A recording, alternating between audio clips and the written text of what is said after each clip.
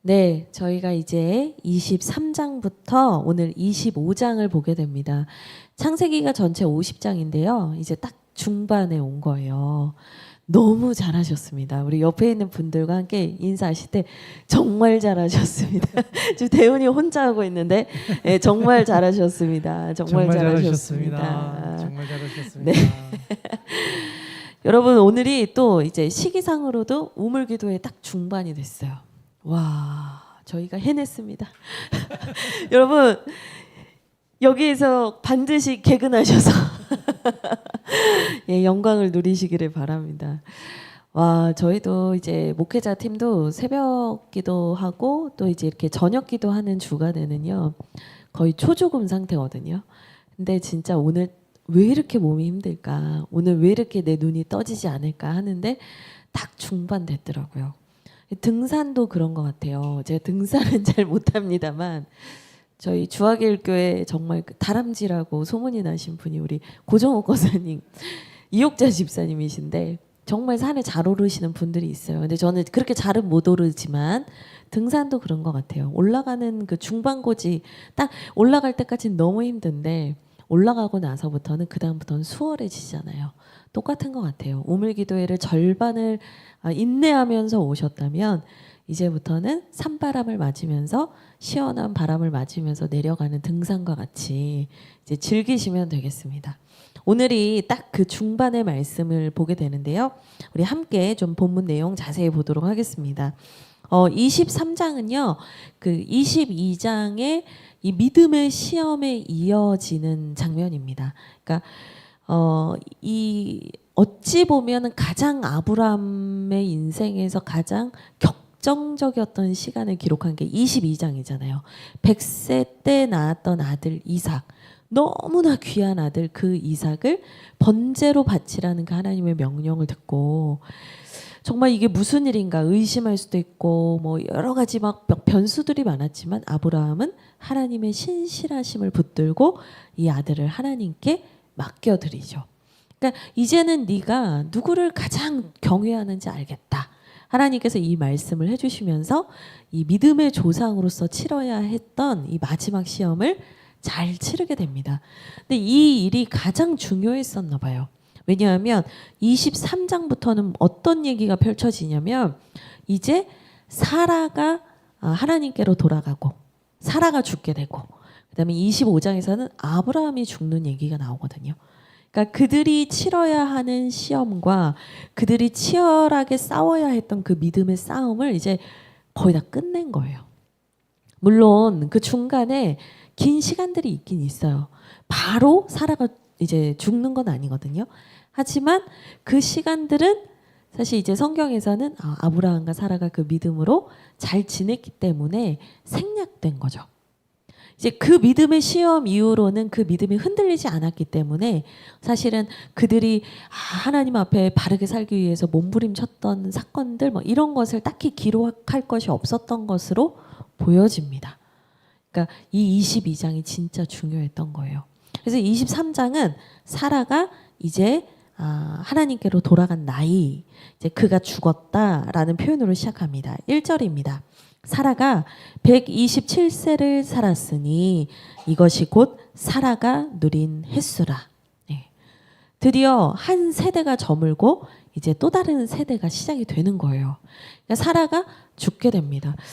너무나 사랑했던 여인이었고 그리고 아브라함에게는 이 75세 때 부름을 받을 때 사라가 딱 10살이 작거든요. 그러니까 65세 때 아브라함과 함께 이 가나안 땅까지 와서 믿음의 여정을 함께 했던 이 뭐랄까요? 그냥 단순한 부부가 아니라 정말 가장 가까운 동역자였던 거거든요. 가장 가까운 믿음의 파트너였던 거예요. 그러니까 내가 너무나 사랑하고 내가 너무나 신뢰했고 나와 가장 가까웠던 동역자를 잃게 된 거예요. 단순히 그냥 부인을 잃은 느낌이 아닌 거죠. 그래서 이 사라가 죽으니까 이 아브라함이 많이 속상해합니다. 많이 슬퍼합니다. 그래서 2절에 보니까 아브라함이 들어가서 사라를 위하여 슬퍼하며 애통했다. 예. 그러니까 아브라함에게는 또 이 사라의 죽음이 이런 의미도 있었겠죠. 나도 이제 하나님께 부름받을 때가 됐겠구나. 사실 우리가 살아가면서 인생 속에서 누군가의 죽음을 마주할 때 우리는 뭐 두려움을 느낄 수도 있겠지만 사실은 내가 지금 살아있는 것은 하나님의 부르심 때문이고 또 나에게도 언젠가 이 하나님이 부르신 날이 올 거라는 생각을 사람들은 자꾸 하게 되거든요. 우리가 누군가의 죽음, 가까운 사람의 죽음이 없이는요, 우리는 내가 천년 만년 살 것처럼 살아요. 근데 하나님께서 때로는 이 누군가의 죽음을 통해서 우리에게 내가 누구이고 내가 무엇을 위해서 살아야 하는지를 다시 한번 점검하시는 때가 있다라는 거예요. 그러니까 22장의 그 격정적인 믿음의 시험 이후로는 이게 뭐 대단한 일이 거의 없이 그냥 평안하게 샬롬 이렇게 살았을 거예요. 왜냐하면 24장 1절을 보면 아브라함이 나이가 많아 늙었고 여호와께서 그에게 범사의 복을 주셨더라. 이렇게 기록을 하고 있거든요. 그러니까 22장 이후로는 하나님과의 관계도 좋고 평안했던 인생인데 그 평안했던 인생 속에서 하나님께서 한번 브레이크를 거시는 거예요. 누구의 죽음으로? 가장 가깝고 사랑했던 사라의 죽음을 통해서. 그러니까 아브라함이 생각하는 거죠. 나에게도 죽음이 오겠구나. 하나님께서 나를 부르실 날이 오겠구나. 그럼 내가 남은 여생을 어떻게 살아야 될까? 이제 이런 고민을 하게 되는 겁니다. 근데 이 아브라함이요, 그 고민의 결과를 23장에서 실천을 해요. 근데 어떤 사건으로 실천을 하냐면 사라가 죽었을 때 사라를 묻을 이 무덤, 장지를 찾아 헤매는 일에 엄청난 에너지를 쏟아요. 사실 이해가 안 되죠. 왜냐하면 지금까지 우리가 창세기 1장부터 족보라는 족보는 다 받고 수많은 사람이 다 죽은 얘기를 엄청나게 봤잖아요. 근데 여기서 유독 이 한 여인의 무덤을 찾는 일을 왜 이렇게 중요하게 기록을 하고 있는가? 이게 중요하기 때문이에요. 그러니까 아브라함이 사라의 죽음을 보면서 우리가 부름받았던 시점부터 해서 하나님이 인도해 오셨던 이 모든 과정을 한번 쭉 리뷰를 해봤을 거예요. 그래서 결국에는 뭐냐? 하나님께서 우리를 이 땅 가운데 부르신 이유는 우리가 이 땅에서 잘 먹고 잘 사는 게 전부가 아니라 하나님의 백성은 하나님의 나라를 향해서 가는 존재라는 것을 기억나게 하시는 거구나라는 걸 받아들이게 돼요. 근데 우리가 이제 죽으면 하나님의 나라, 우리가 묻히고 우리의 영혼이 하나님의 나라에 간다. 이런 개념으로 단순히 생각하는 게 아니라 아브라함은 이 믿음을 가지고 내가 살아왔고 사라도 그 믿음을 가지고 살아왔고 내 후손들도 그 믿음으로 이 땅에서 살아가기를 바랬던 거죠. 그러니까 하나님의 나라를 향해서 가는 이 순례자의 영성을 가진 사람으로서 우리는 이렇게 사라질 테지만 우리의 무덤을 보면서 우리의 후손들이 동일하게 하나님 나라를 바라보며 살아가길 바랬던 거예요. 그래서 이 무덤을 어디에 굳이 살려고 하냐면 하나님이 약속하신 땅 가나안 땅에 살려고 하는 겁니다. 지금 오늘 말씀을 보면 이 2절에서 사라가 가나안 땅 헤브론에서 죽었다라고 하는데 그 땅 근처에 누가 살았냐면 3절에 보니까 헷 족속이 살았다라고 해요. 그러니까 가나안 족속 이렇게 이해하셔도 되지만 사실 헷 족속은요 이 노아의 자손인 함과 가나안의 자손으로 추정을 해요. 그러니까 어쨌든 이 가나안 땅에서는 하나님의 뜻대로 살아가는 계열이 살고 있었던 건 아닌 거예요. 이 하나님의 언약을 붙들고 가는 이 언약의 후계자 계열은 어떻게 이어지냐면 노아에서 셈에서 데라에서 아브라함으로 이어졌잖아요. 그러니까 헷 족속이 가까운 것 같지만 질적으로는 완전히 다른 사람들이었다는 거예요. 시간이 가면 갈수록 더 질적으로 완전히 다른 존재가 되거든요. 근데 그들과 어울려서 함께 사는 것 같았지만 아브라함이 이 땅에서 살고 있는 이유는 뭐예요? 하나님께서 이 땅을 주신다고 약속하셨기 때문에. 근데 이 땅을 주시는 이유가 이 땅에서 잘 먹고 잘 살아라. 아브라함아 너는 이 땅에서 뿌리를 내리고 넌 이 땅에서 오직 이 땅에서만 살아야 돼가 아니라 하나님의 나라가 있다는 것을 삶으로 증거했던 사람들이 하나님의 나라를 간절히 소망했던 사람들이 이곳에 뿌리 내리기를 바라면서 하나님의 나라가 있다는 걸, 그 하나님의 나라가 실체라는 걸 보여주는 나라, 이 공동체를 세우기 위해서 아브라함을 보내신 거거든요. 그러니까 가나안 땅이 중요한 게 아니라 그 가나안 땅에서 하나님의 나라가 있습니다라고 선포하는 사람들이 있어야 하는 게 더 중요했던 거예요. 그래서 아브라함이 그 가나안 땅에서 뭐 항상 뭐 오래 살고 뭐 로또 구해주고 여러 가지 일들은 했지만 지금까지는 단 한 번도 땅을 사거나 집을 산 적이 있다 뭐 이런 기록이 없어요. 근데 오늘 본문에서 23장에서 처음으로 장지를 산단 말이에요. 묘지를 산단 말이에요. 그러니까 내가 어디에서 죽을 것인가? 나는 하나님의 나라를 바라보면서 이 땅에서 하나님의 약속을 붙들고 살았던 사람입니다라는 것을 이 땅에서 증명하기 위해서, 하나님을 믿지 않았던 민족들이 바글바글 됐던 그 땅에서 하나님의 나라를 바랬던 사람이 있었다는 걸 증명하기 위해서 흔적을 하나 남기는 거예요. 근데 그 흔적이 뭐다? 묘지, 무덤이었다는 거예요. 그래서 이 무덤을 살려고 하는데 해쪽 속에게 찾아가서 이런 얘기를 합니다. 4절을 보면 나는 당신들 중에 나그네요 거류하는 자입니다. 이 아브라함이 장지를 살 때 무슨 얘기를 하는 거냐면, 나 너희들하고 되게 친했잖아. 나 너희들하고 그래도 몇십 년 동안 살섞고 살았잖아. 이런 얘기를 하는 게 아니에요. 나는 이 땅에 사실은 나그네요 지나가는 사람, 순례자로 왔다는 것을 당신들은 아실 겁니다. 그런데 당신들이 아시는 게 있다면 내가 믿는 하나님의 약속을 붙잡고 왔다는 것도 알 것입니다.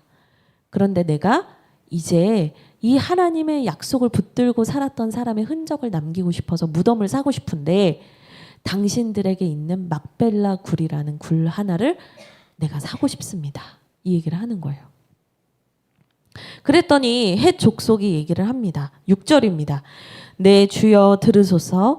당신은 우리 가운데 있는 하나님이 세우신 지도자이시니 우리 묘실 중에서 좋은 것을 택하여 당신의 죽은 자를 장사하소서. 우리 중에서 자기 묘실에 당신의 죽은 자 장사함을 금할 자가 없으리이다. 이렇게 얘기를 하는 거예요. 이 쉽게 말하면 뭐냐면, 하나님이 보내신 분인 거 저희도 알아요. 당신의 삶을 보니까 하나님이 함께 하신다는 거 우리도 알겠더라고요. 그러니까 하나님이 당신을 보내신 사람이고 당신이 우리에게도 리더와 같은 분이었다는 걸 알아요. 그러니까 우리가 가지고 있는 땅 그냥 드려도 돼요. 뭘 돈 주고 사세요. 그냥 가져가셔도 돼요. 이 얘기를 하는 거예요. 근데 여러분, 이 말씀을 보면서 참 놀랍다라는 생각을 해요. 믿지 않는 사람들에게 아브라함이 이렇게 신뢰받고 있었다는 거예요. 아브라함의 삶이 이 믿지 않는 백성에게도 보여졌다라는 거예요. 아, 저 사람은 하나님을 믿는 사람이고 하나님이 보내신 사람이고, 그리고 이 사람이 우리의 리더라고 해도 우리가 불편하지 않다라고 느낄 정도로 이 아브라함의 삶이 그들에게 모범이 되고 귀감이 됐던 거죠.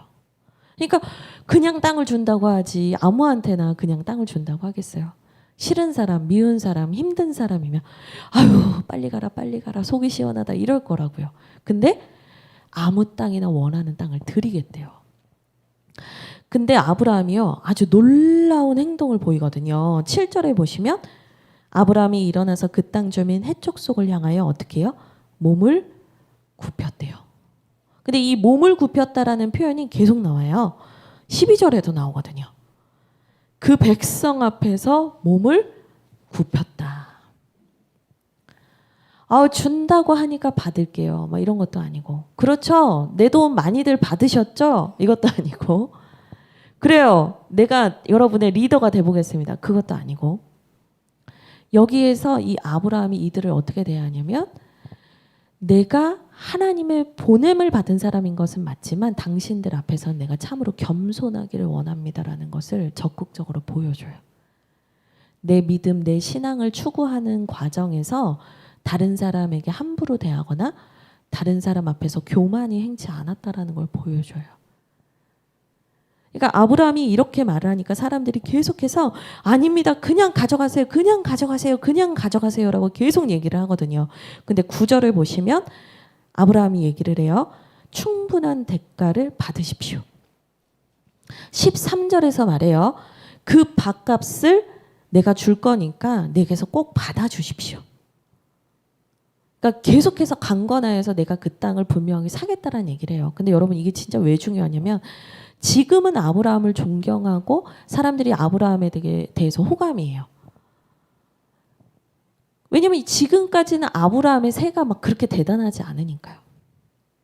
근데 아브라함하고의 관계가 깨지거나 나중에 시간이 흘러서 이 후손들이 이 땅에 왔을 때 우리 아버님이 이곳에 묻혀 있는데 우리가 그 장지에 우리 가족들을 또 묻기를 원합니다. 이런 식으로 얘기를 하면 어떡하겠어요?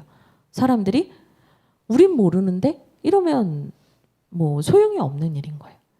그러니까 아브라함이 지금 어디까지 생각을 하고 있는 거냐면 단순히 우리가 하나님의 백성으로서 이곳에서 믿음을 보이면서 살다 갔습니다라는 흔적을 남기는 것 이상으로 뭘 생각하고 있냐면 우리의 다음 후손들이 이 언약을 잊지 않아야 된다는 것까지 생각을 하고 있는 거예요.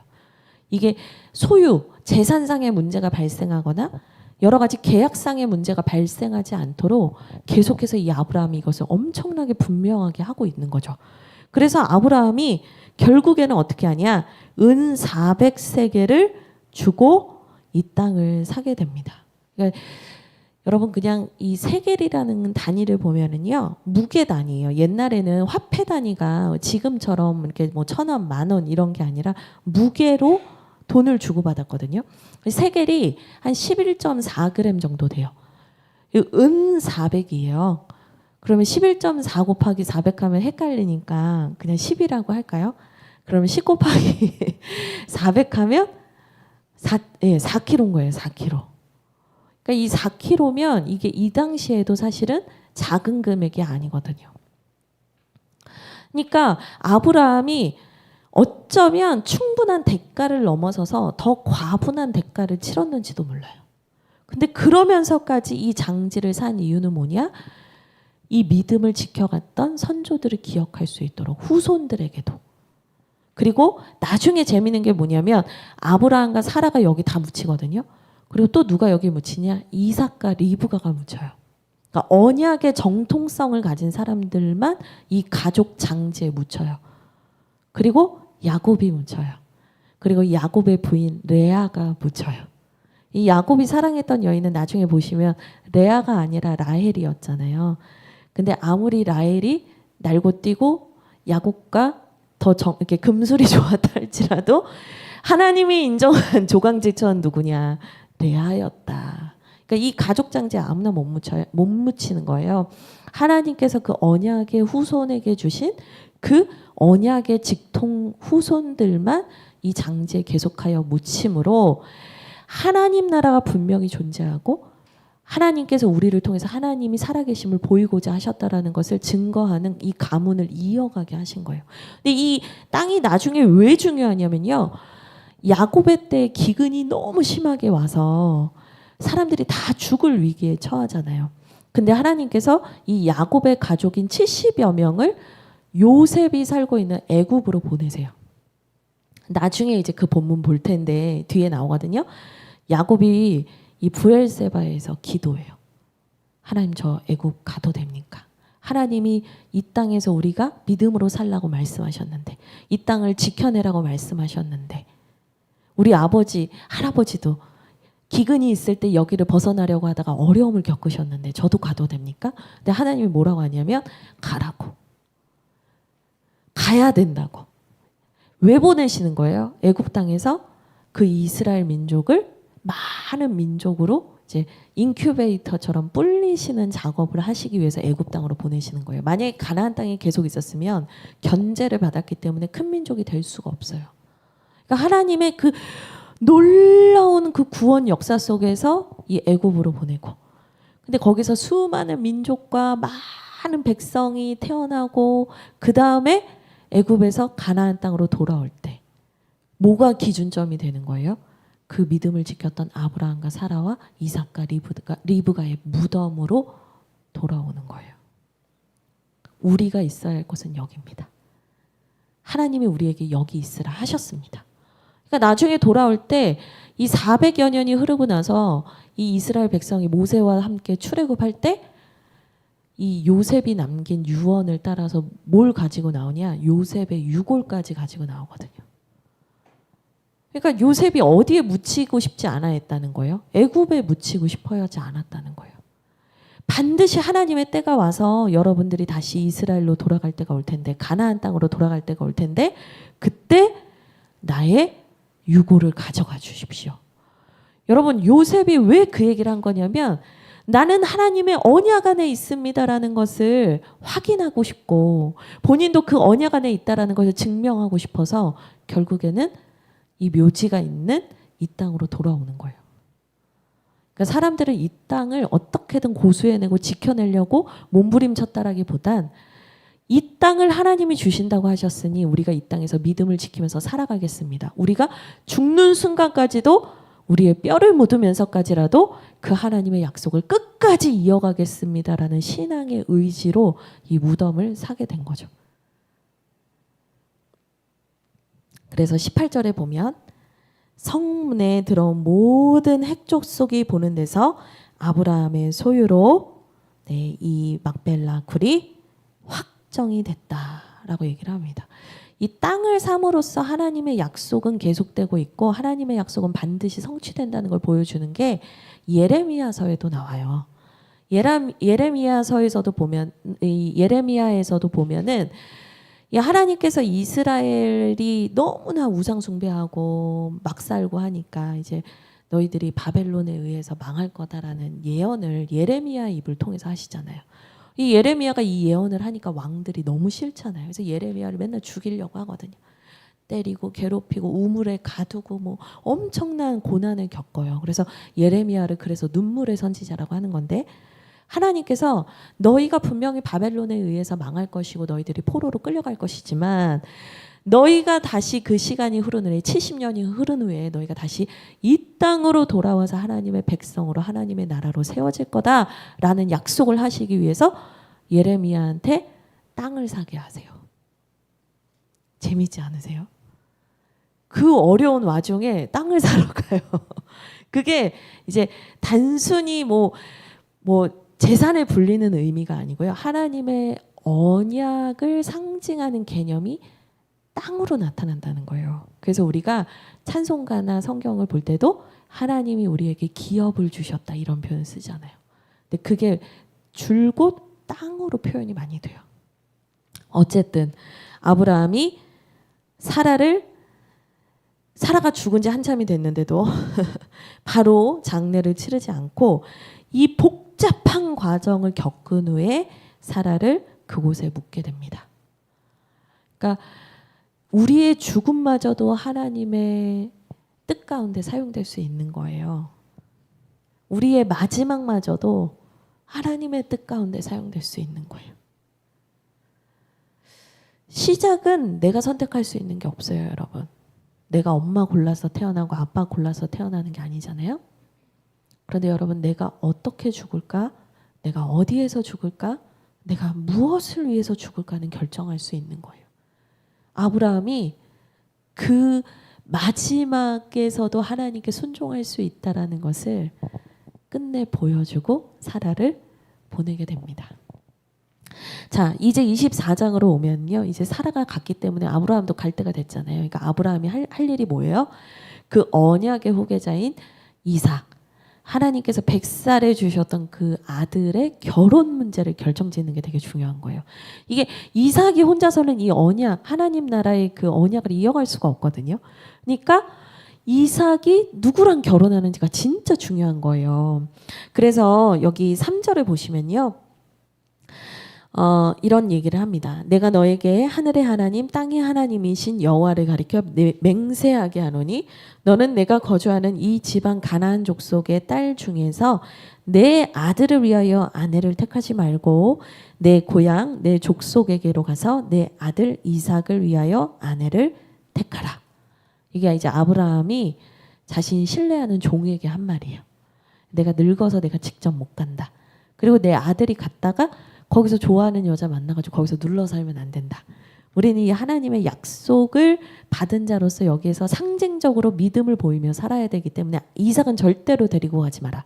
근데 또 이삭이 이 가나안 땅에서 하나님과 전혀 상관없는 사람의 딸들과 결혼하게 둘 수는 없다.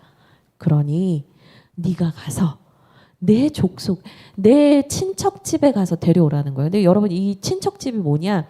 노아, 셈, 데라로 이어지는 하나님 앞에서 하나님의 뜻대로 살고자 했던 그 언약의 계보를 함께 따라가고 있는 집안인 거예요. 아무하고는 결혼시키지 않았다 이 말이에요. 제가 우리 찰떡이는 아직 뱃속에 있고 대훈이는 아직도 너무 어리지만 우리 대훈이, 찰떡이, 하람이, 태우, 우리 찬미자비님은 결혼했고 우리 연찬이, 선식이 우리 아직 결혼하지 않은 우리 다음 세대 자녀들이 하나님께서 기뻐하시는 믿음의 명문가정과 결혼하게 되기를 주님의 이름으로 축복합니다. 아멘. 물론 저도 불교 집안에서 태어나서 정말 신앙의 투쟁을 많이 했고 또 그만큼의 하나님의 은혜가 있긴 했지만 이 믿음이 차곡차곡 쌓인 가정에 힘이 있어요. 그러니까 부모님 마음은 또 그런 거죠. 내 욕구와 내 야망과 내 눈에 보기 좋은 사람을 만나는 것보다 더 중요한 게 뭐냐면 하나님을 사랑하는 가정과 하나님을 사랑하는 배우자를 만나는 게 진짜 중요해요. 우리 어머님들이 막 끄덕끄덕 하셨어요. 그거를 빨리 알아야 돼! 막 이런 마음으로. 근데 진짜 중요해요. 너무너무 출발점이 달라요. 우리 대훈이 예쁜 자매 말고 하나님을 사랑하는 자매 만나셔야 돼요. 우리 대훈이 데니얼이니까 알겠죠? 우리 하람이도요. 네. 사람의 건강도 지나가고 돈도 지나가고 명예도 지나가는데 하나님을 사랑하는 사람은 하나님께서 천대까지 지키시고 보호하실 줄 믿습니다. 그래서 어쨌든 이 자녀의 결혼 문제를 위해서 보내는데 두려워요. 막 이거 가본 적도 없는 데를 가라 그러고 막 이제 이걸 간다고 막 김서방 찾기도 아니고 이게 되겠나 막 이런 두려운 마음이 있는데 아브라함이 그런 얘기를 하세요. 7절 하늘의 하나님 여호와께서 나를 내 아버지의 집과 내 고향 땅에서 떠나게 하시고 내게 말씀하시며 내게 맹세하여 이르시기를 이 땅을 내 씨에게 주리라 하셨으니 그가 그 사자를 너보다 앞서 보내실지라. 그러니까 두려워하지 말라. 아니, 이 땅 가운데 하나님이 우리를 믿음의 증거로서 보내셨는데 하나님께서 이 일을 멈추실 리 없다. 반드시 주신다. 그러니까 그 하나님의 일하심을 믿고 너는 가라고 얘기를 해주는 거예요. 그래서 10절에 그 종이 낙타 10피를 끌고 이제 메소포타미아로 가게 됩니다. 근데 이제 아주 먼 길을 간 거예요. 먼 길을 갔고 이제 드디어 11절에 도착을 합니다. 드디어 이 아브라함의 친척들이 사는 집에 그 성읍에 도착을 하게 된 거죠.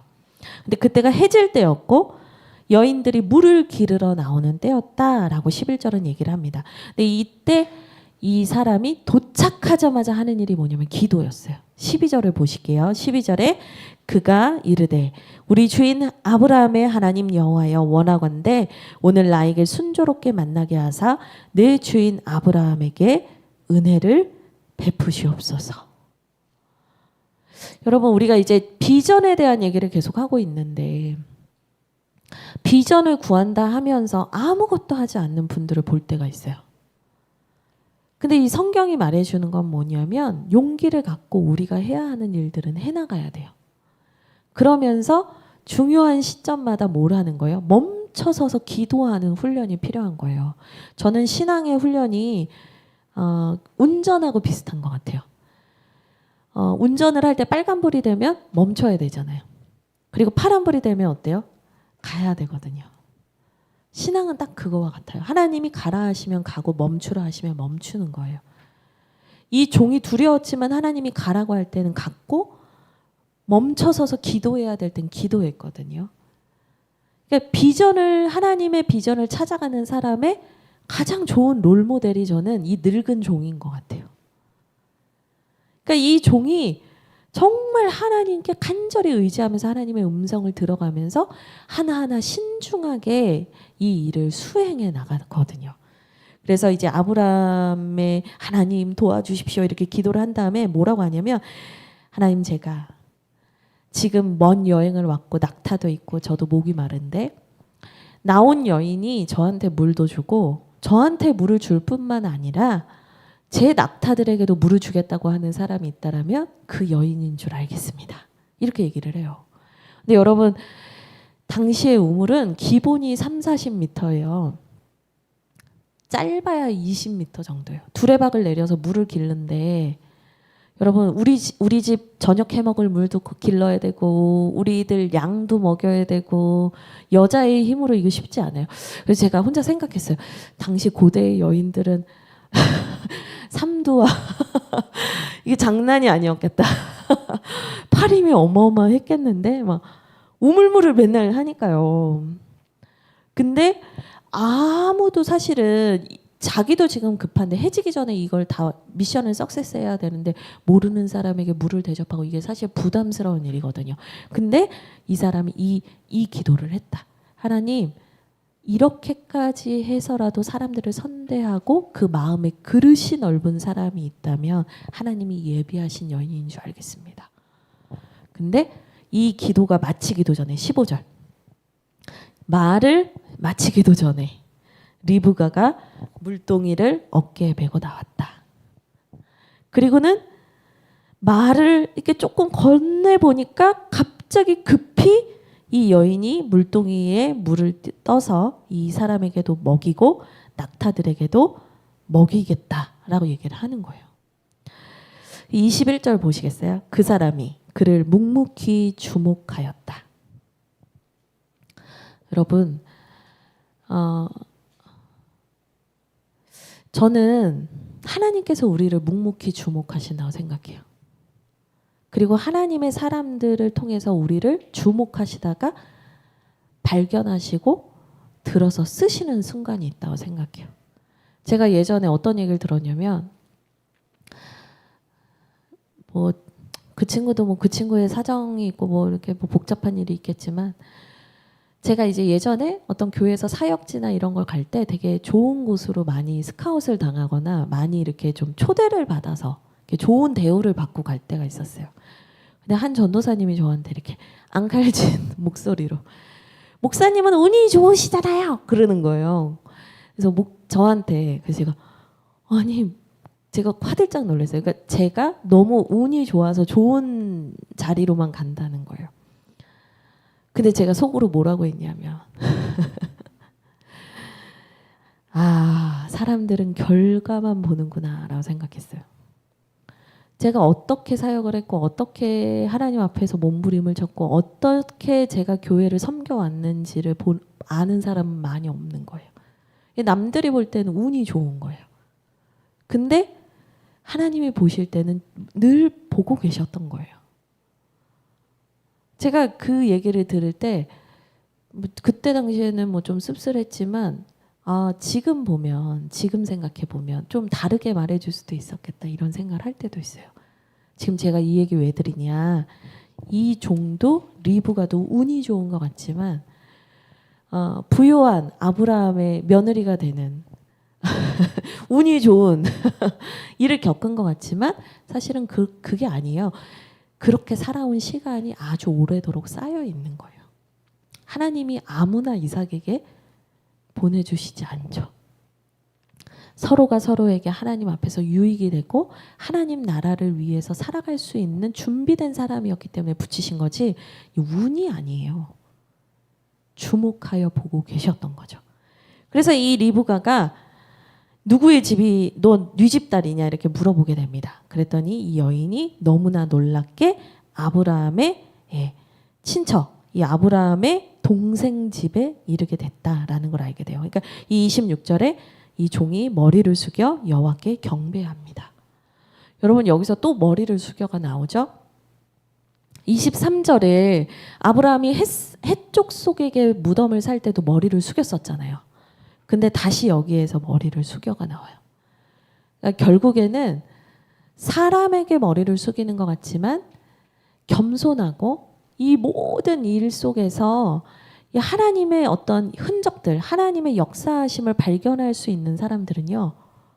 감사와 감탄과 감격과 겸손으로 살아가요. 뭐 별것도 아닌 일에 감사해요. 왜 별것도 아닌 일에 이렇게 놀라워해? 하시지만 그게 아니에요. 별것도 아닌 일에 감사할 수 있는 게 여러분 영성인 거예요. 아무것도 아닌 일에도 머리를 숙여 감사하고 하나님을 찬양할 줄 아는 게 영성이라고요. 이 사람도 놀라워하면서 하나님께 찬양을 합니다. 그래서 여찌 돼서 내가 이렇게 이삭의 그 배우자를 데리러 왔습니다라고 얘기를 하는데 33절 하나 보실까요? 제가 묵상하다가 참 재미있는 표현을 봤습니다. 33절을 보니까 이제 그 라반의 집에서 이제 이 사람에게 먼 길을 왔으니 힘드실 텐데 식사도 하시고 좀 쉬시죠? 이렇게 얘기를 하는데 이 33절에 이 종이 이렇게 고백을 해요. 내가 내 일을 진술하기 전에는 먹지 아니하겠나이다. 그러니까 너무 쉬고 싶고 사실은 뭐 배도 고프고 몸도 쉬고 싶은 그때인데 하나님께서 하신 일을 내가 말하기 전에는 먹지 않겠습니다라고 고백하고 있는 거예요. 그러니까 이 늙은 종이 사실 누구보다도 믿음이 좋은 것 같지 않으세요?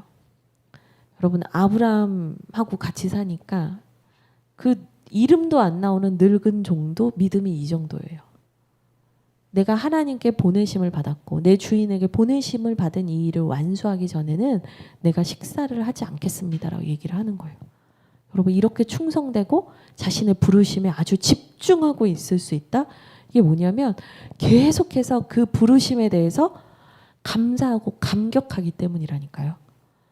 이 감사와 감격이 없으면 금세 잊어버리고요. 금세 내가 좋아하는 것에 빨려 들어가 버려요. 근데 계속해서 집중해서 끝까지 하나님의 부르심에 집중할 수 있는 사람들은 누구냐? 하나님과 가까이 있으면서 하나님께 감사하고 하나님이 하시는 일에 민감하게 반응할 수 있는 영적 안테나를 가진 사람들이요. 내가 영적 안테나가 닫혀있고 꺾여있는데 내가 하나님의 뜻을 알고 싶다? 말이 안 되는 거예요. 이 여인도 운이 아니라 이렇게 살아오던 것을 하나님이 주목하여 봤던 것처럼 이 늙은 종을 하나님이 파송하신 이유도 뭐예요? 영적 안테나를 가지고 있는 사람이었기 때문에 파송하신 거예요. 여러분 비전을 찾는 것을 점집에 가서 오른쪽으로 갈까요? 왼쪽으로 갈까요? 동쪽으로 가면 귀인을 만나니까 이렇게 발견하는 게 아니라는 거예요. 내가 하나님과의 깊은 관계와 감격, 감사, 하나님과 가까이 있는 이 안테나가 계속 켜져 있을 때 이것들은 우와 또 이렇게 인도하시는 이렇게 발견되어지는 것이다. 오늘 성경 말씀은 계속해서 얘기를 하고 있습니다. 네, 마지막으로 48절인데요. 내 주인 아브라함의 하나님 여호와께서 나를 바른 길로 인도하사 나의 주인의 동생의 딸을 그의 아들을 위하여 택하게 하셨으므로 내가 머리를 숙여 그에게 경배하고 찬송하였나이다. 이 종의 간증이 막 터져 나와요. 근데 저는 이 구절이 너무 감동이었어요. 하나님 여호와께서 나를 바른 길로 인도하셨습니다. 여러분 하나님께 의탁하고 하나님께 순종해서 따라가잖아요. 하나님이 여러분 절대로 잘못된 길로 이끌지 않으세요. 반드시 바른 길로 인도하세요. 그래서 저는 이 기도문 48절에 여러분의 이름을 넣어서 기도하셨으면 좋겠어요. 이렇게 기도하시는 거죠. 서유진의 하나님 여호와께서 나를 바른 길로 인도하사. 네, 우리 하람이의 하나님 여호와께서 하람이를 바른 길로 인도하사. 여러분의 이름을 넣어서 기도하시면 좋겠습니다. 그래서 결국에 이 여인은 이 종을 따라서 알지도 못하는 형제님을 따라갑니다. 믿음들이 다 대단해요. 그렇죠? 본 적도 없고 만난 적도 없는데 이 하나님의 섭리 속에서 하나님이 허락하신 배우자라는 확신을 하고 이제 따라갑니다. 그리고 이삭이 해가 저물 때 묵상하다가 63절에 저물 때 들에 나가 묵상하다가 저 노을진 저쪽에서 다가오는 리브가의 행렬을 보고 리브가를 맞아들여서 사라가 죽은 이후에 슬펐던 마음에 큰 위로를 받으며 그 가정, 믿음의 가정이 다시 이어지게 됩니다. 25장은요. 이제 아브라함의 죽음에 대한 이야기인데요. 아브라함은 7절에 향년이 175세 때 죽게 됩니다. 근데 아브라함이 죽을 때 그 서자들, 그 언약의 후손이 아닌 자식들에게는 재산을 다 나눠주고 다 멀리 떠나보내요. 그리고 누구만 남겨두냐면 이삭만 남겨두는데 그 이삭이 유일한 후계자로서 하나님의 어떤 축복과 은혜를 받는 걸 누가 봅니까? 바로 야곱과 에서가 보는 거예요. 보시면 아브라함이 175세예요. 근데 아브라함이 100세 때 이삭을 낳았으니까 아브라함이 175세 때 죽으면 이삭은 몇 살일까요? 75세입니다. 근데 이삭이 애를 낳은 나이가 몇 살이냐면 26절 보세요. 60세예요. 그러니까 아브라함 할아버지가 돌아가실 때 야곱의 나이가 몇 살이냐? 15살인 거예요. 다 컸어요. 그리고 이 당시 고대에서는 후계자가 13살 정도니까 이미 에서가 후계자처럼 확정되어 있는 것 같은 상황 속에서 야곱이 보는 거예요. 하나님께서 아브라함 할아버지한테 주셨던 그 언약이 수많은 형제들이 있지만 이삭인 우리 아버지에게 왔다. 이 언약의 후계자가 되고 싶다. 에서가 장자지만 내가 이 영적 갈망을 갖고 나가야겠다. 이 마음을 사실은 25장부터 먹게 돼요. 그래서 결국에는 에서와 야곱이 태어난 얘기가 19절부터 그래서 나오는 거고요. 그리고 희한하게 아브라함이 죽은 이야기를 하고 나서 붙어 있는 이야기가 딱 뭐냐? 중요하게 붙어 있는 이야기가 뭐냐? 에서가 야곱에게 장자의 명분을 죽 한 그릇에 판 얘기가 나오는 거예요. 그러니까 영적인 계보는 영적인 갈망을 가진 사람, 하나님을 사모하는 사람을 통해서 계속해서 이어지고 그 영적 전쟁은 치열하게 이어져 간다라는 것을 25장에서 단서를 남기면서 오늘 말씀이 끝나는 겁니다. 그러니까 26장부터는 이삭의 얘기인 것 같지만 엄밀히 말하면 이제 야곱과 에서의 미친 듯이 싸우는 얘기가 나오겠습니다. 그래서 오늘 말씀 정리하면 믿음으로 여정을 떠났던 아브라함과 사라, 이 민족의 아버지, 민족의 어머니라 불렸던 이 믿음의 두 거장이 이 땅에서의 부르심을 마치고 하나님께로 가는 이야기를 봅니다. 근데 가는 순간마저도 하나님의 언약을 증거하고 후손들에게 하나님의 언약을 증거하는 이 삶을 살기 위해서 죽음마저도 준비하는 것을 봤습니다. 그리고 그 가운데서 이삭이 믿음 안에서 또 다른 가정을 이뤄나가고 자녀들을 낳게 되는 이 이야기가 이렇게 얼기설기 겹쳐져서 나오고 있습니다. 사람은 죽고 사람은 또 사라지지만 하나님의 언약은 또 다른 다음 세대를 통해서 이어집니다. 어른 세대, 우리 부모님 세대는 또 이 상전상에서 내려가는 어떤 그 인생의 중반기 또 후반기를 향해서 가고 있겠지만 우리 대운이, 우리 하람이, 태우, 우리 연찬, 또 선식이, 찰떡이는 이제 나올 거고 우리 아이들은 그 믿음의 다음 세대로서 하나님이 준비시키실 거예요. 우리가 어떤 믿음의 증거를 보여주느냐가 너무나 중요합니다. 우리의 자식들은 부모의 믿음을 보고 하나님을 경외하게 될 겁니다. 우리 같이 기도하겠습니다.